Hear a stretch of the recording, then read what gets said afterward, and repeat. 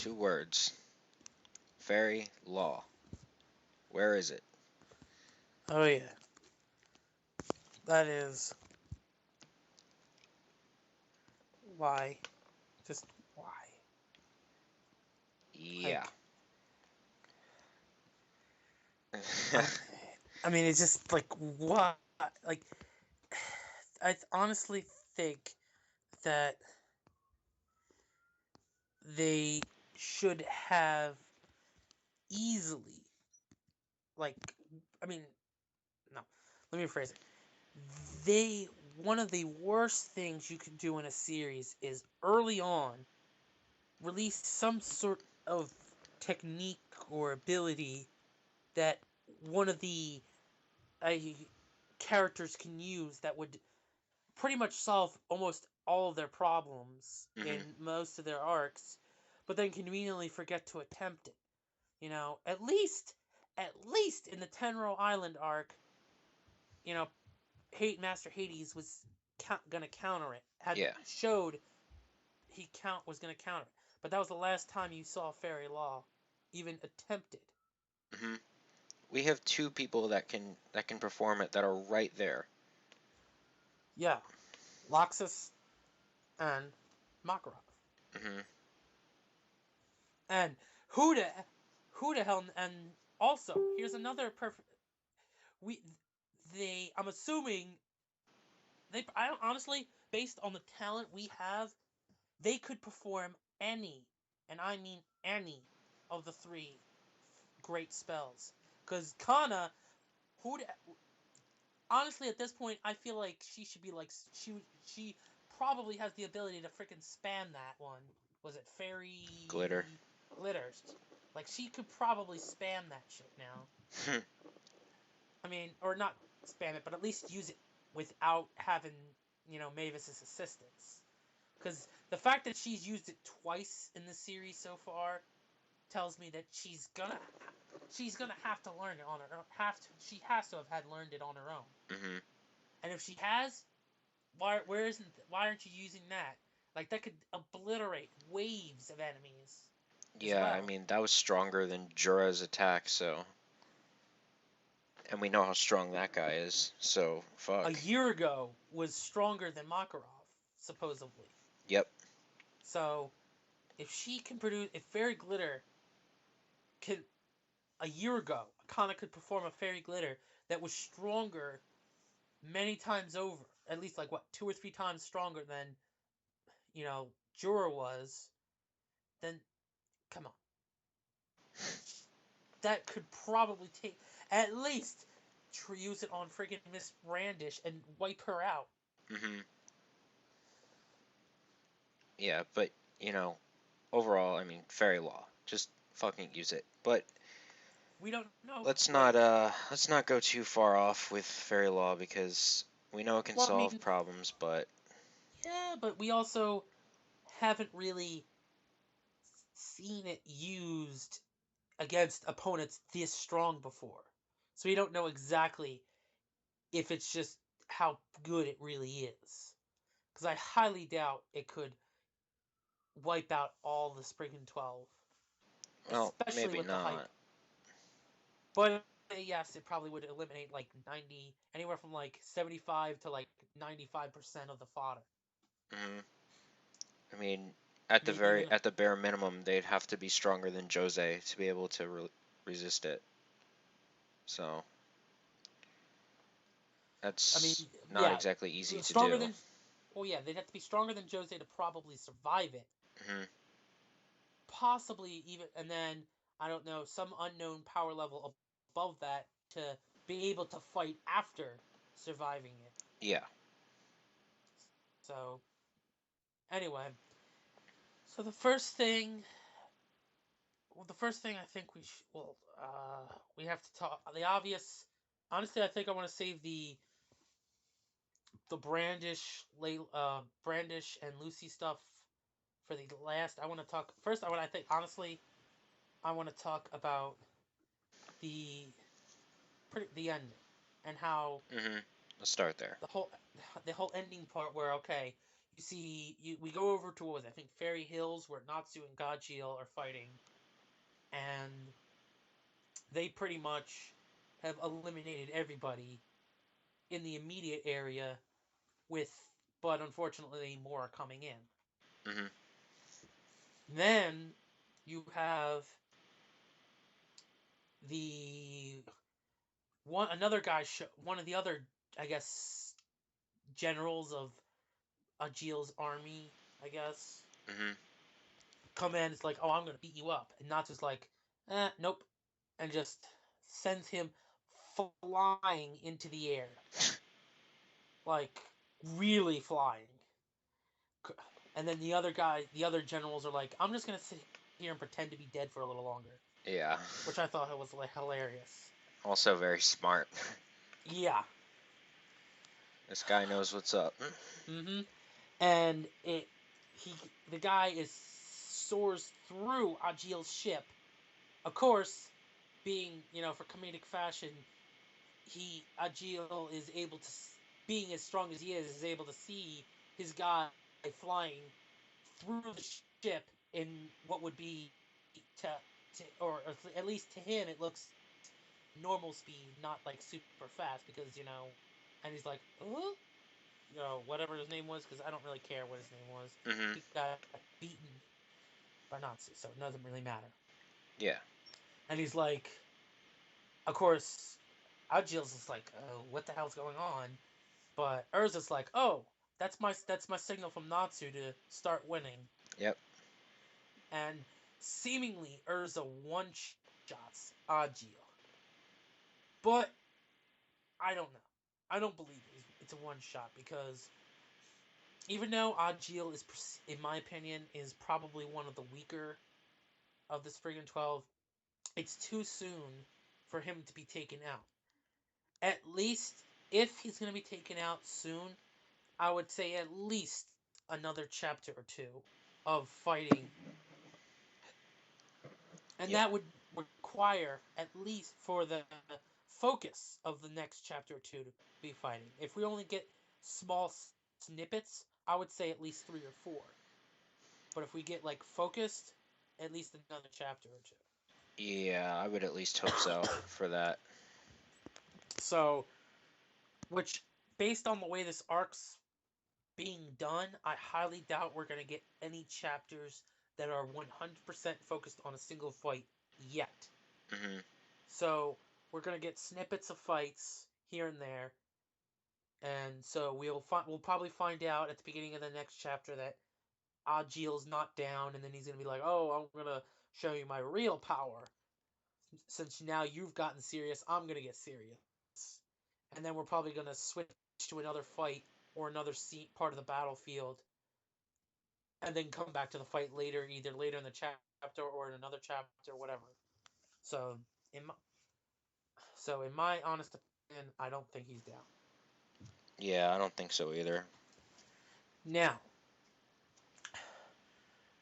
pretty much now, the only other thing, everything else that's happened in this chapter revolves around Brandish and Lucy.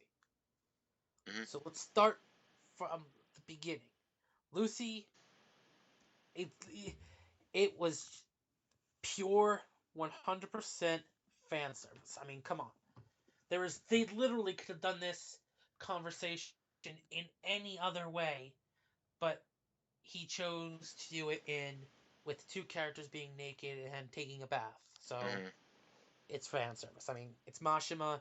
Do you really expect him to not put like he had to have found some way to put in fan service? I mean, this is the same guy who gave Zirconis, the dragon, the Emerald Dragon, friggin' the ability to burn people's clothes off Yep.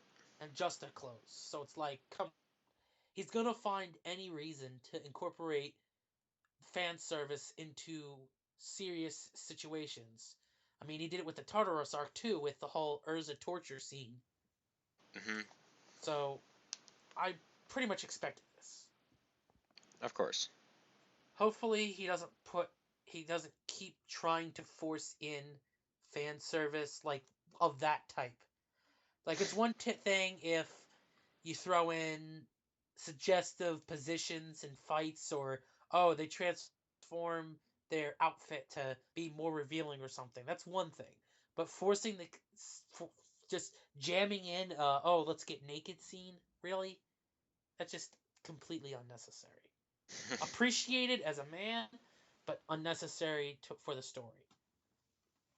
Yeah, I did think it was funny though how she put on Yeah. the cat ears and she's Oh like too yeah, much that cuteness.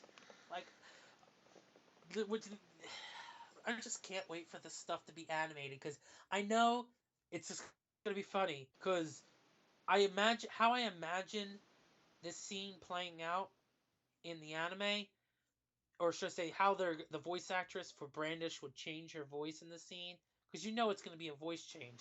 Hmm.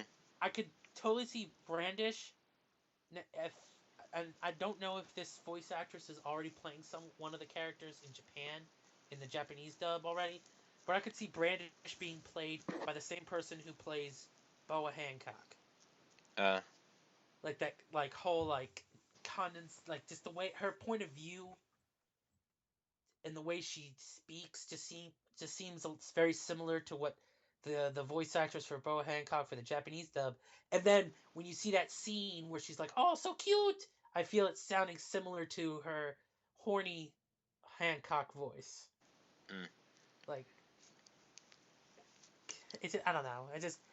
But I know it's gonna be a funny scene when we see it because they're gonna obviously stretch it out so that she's gonna be like, it's gonna be a funny scene, and it's a funny scene as it is. The next thing that we see is, of course, Brandish showcases that she had. We see that her little buddy is still in, or she forces Lucy to wash her back, and the one guy's like, the shrunken guy is like, "Oh, let me out of here. It's my job to wash her back." I'm mm. like, really? She lets you, a man, wash her back?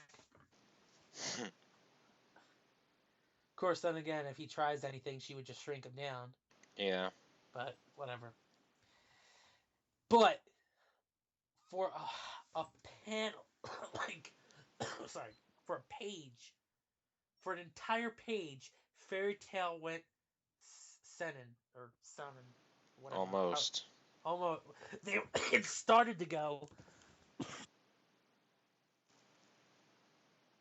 So like she was about to take Aries, not Aries, Aquarius's broken key and stab Brandish to death with it. Hmm. That Raw was as some brutal fuck. stuff. That was some brutal stuff.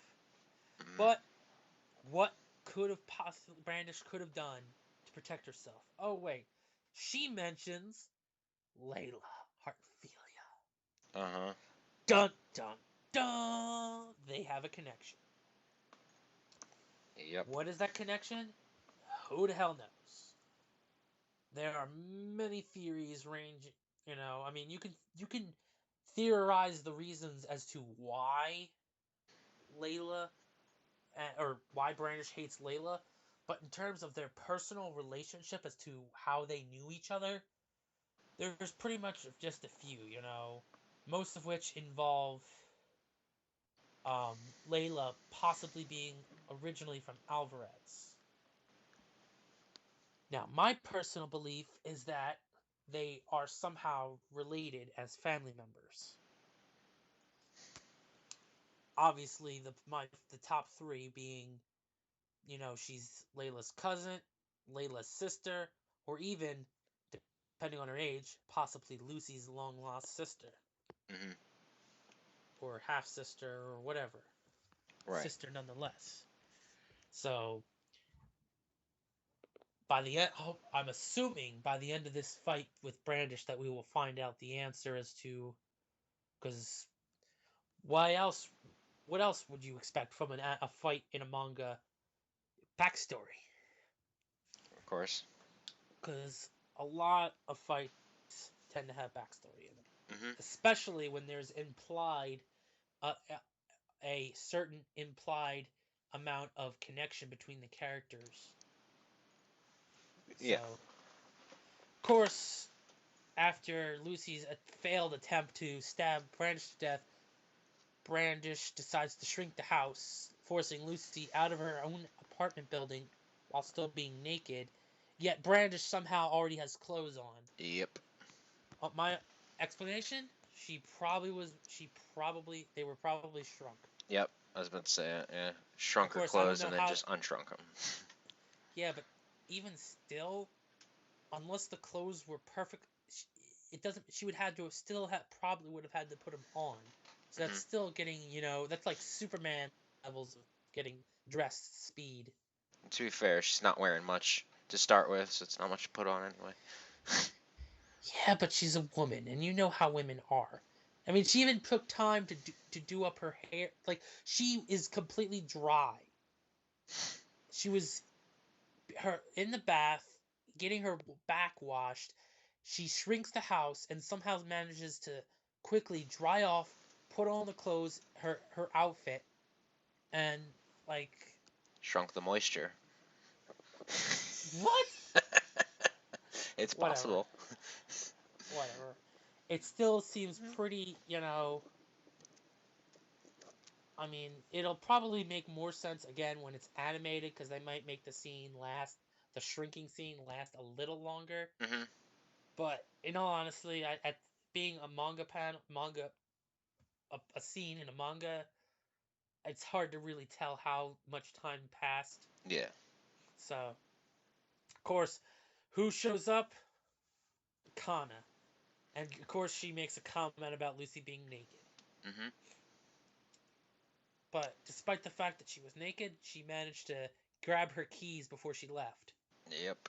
and puts on Aries' dress, which is interesting. We get to see what her star dress with Arias will do. So, Well, I mean, obviously the powers are going to be based off of Aries, and I actually don't even know what the hell Aries can do. well, the wool was her thing. So Yeah, maybe a defensive power. I don't know. yeah, but from what I remember, the wool doesn't it I guess like subdue the enemy, like make them lose interest or something. I don't know. I guess something like that. I don't know. So maybe a status effect. Who knows? I don't know. Maybe use the Aries power to keep Brandish. I don't know. Maybe use the wool power to not only I guess maybe slightly weaken her Brandish, and then it'll also provide cover while Kana does the fairy glitter spell, and then just obliterates Brandish. Maybe. I don't know, maybe. But of course, they make a note to point out that hey, it's the reunion of the Tenro Island team up. Yep. Which I like. I like that. Yeah. So Yep. Marin's out for the count thanks to Lucy's lower Lucy, half. or else Lucy wouldn't. Well, no, she stepped on him, Hmm. but which was the only reason why she would have been able to. She was able to go into her star dress at all, Hmm. or else it wouldn't have worked. Which is why Urza was then able to change her armor to Wind God armor. Yeah. So what? What is she like? Does her Wind God armor give her similar powers to like a Wind God Slayer or something? Like Kazeno stigma shit. Yeah. I don't know. But So yeah. overall, I think this chapter was okay. I mean, there was some funny. It had a decent amount of, had some decent funny moments. Had some interesting plot points, but for the most part, the plot didn't really advance that much. And when you account for the fact that Mashima might have just had one of the Spriggan 12 one-shotted, is pretty iffy. So I'm hesitant to really give it a super good rating, but it was still pretty decent. Hmm. Now, I'm gonna go ahead and see this because about the fan service part of the chapter. Normally, I would say, yeah, it was kind of useless for the story, but actually, I'm actually going to say otherwise this time. And the reason is because as a result of like everything that occurred with the end of last chapter and like the first half of this chapter, it did add a certain amount of voice, a certain amount of character to Brandish, Mm-hmm. and like all the scenarios that were put through as a result of it, like actually made me really like Brandish as a character. So Here's another interesting thought. We, since Lucy obviously was naked in the bath, where was she hiding Aries or Aquarius's key? Because between her she, boobs. yeah, it's well, there is one other place she could have put it. Oh yeah, her mouth. Yeah, she. Oh no, she was talking, Hmm. She could have and hit it in her gums. I don't know. Girls have four mouths. Just saying. so Shimmy that to anybody? Um, but yeah, like I was saying, it gave Brandish a certain personality, which I really actually enjoyed. So for me, actually, the fan service added to her character, not so much the fact that they were naked, but like the scenarios that were happening because they were naked. yeah. So I mean, I did enjoy it in that aspect. So Hmm. um, I really do like her now. She's a very interesting and her personality. I like her personality a lot. So yeah, I would say I just overall hope it's an alright chapter. I just hope Whatever. that Brandish doesn't become like one of the many other female antagonists in the series, where after they defeat it, she becomes obsessed with like she becomes a good person, and then she's like starts stalking Lucy Yeah, that would be and is stupid. obsessed with her or something like. Hmm. Yeah, don't change her personality. Keep her exactly how she is, whether or not she gets talked no jutsu or not. You know. Well, there's gonna be some level of change, but hopefully it's not like over like a complete overhaul of her personality, Hmm. like a certain character, Kaguya. But yeah, um, overall, I mean, I thought it was an alright chapter, decent to good, I guess. I mean, Erza, whatever. It's nothing new, but whether or not he's down for the count, we'll find out. I don't think so, but if he is, fuck Erza and fuck this fucking manga. But Hey. but no, it's We've it's been, doing we've been, pretty well so far. So keep yeah. going, Mashima, but don't slip into old habits. Please don't slip into old habits. You have something. You have one job. All right, you have one job, and just fucking don't fall back into that old habit, or else your sales are gonna go through the roof, but it'll suck.